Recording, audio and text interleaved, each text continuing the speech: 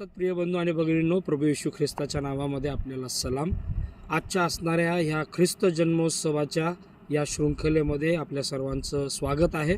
आज आम्ही मत्तय याच्या असणाऱ्या पहिल्या अध्यायाच्या काही वचनांमधून आम्ही ख्रिस्त जन्मोत्सव म्हणजे काय हे पाहण्याचा प्रयत्न करणार आहोत. आणि विशेष करून योसेफाविषयी देवाचं वचन आम्हाला सांगत असताना त्या ठिकाणी सांगतं की योसेफ हा नीतिमान होता आणि आपल्या पत्नीची म्हणजे मरियेची बेआबरू करण्याची त्याची इच्छा नसल्यामुळे गुप्तपणे सोडण्याचा त्याने विचार केला.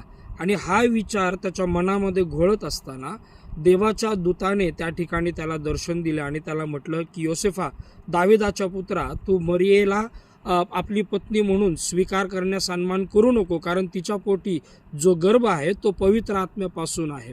आणि ह्याच्या पाठीमागचा सांगण्याचा प्रिय बंधू आणि भगिनींनो उद्देश हा आहे की एक कुटुंबाचा प्रमुख ह्या नात्याने ज्यावेळेस आमच्या जीवनामध्ये एक वेगळ्या प्रकारचं कन्फ्युजन तयार होतं, ज्यावेळेस कुटुंब प्रमुख ह्या नात्याने एक वेगळ्या प्रकारचं अस्वस्थता ज्यावेळेस कुटुंबाविषयी आणि आपल्या सहकार्याविषयी ज्यावेळेस आमच्या मनामध्ये येते, ख्रिस्त जन्मोत्सव त्या असणाऱ्या अस्वस्थतेला आणि त्या असणाऱ्या मनामध्ये घोळणाऱ्या विचारांना स्थिर करण्यासाठी आम्हाला प्रोत्साहित करतो. आणि म्हणून ख्रिस्त जन्मोत्सव पारिवारिक दृष्टिकोनातून आणि आमच्या सहकार्याच्या दृष्टिकोनातून जर काय आहे तर आमच्या परिवाराविषयी असणारी जी अस्वस्थता आहे, आमच्या सहकार्याविषयी आमच्या विचारांमध्ये असणारा जो कल्लोळ आहे, त्या विचारांना, त्या अस्वस्थतेला स्थिरता देणारा हा सण आहे.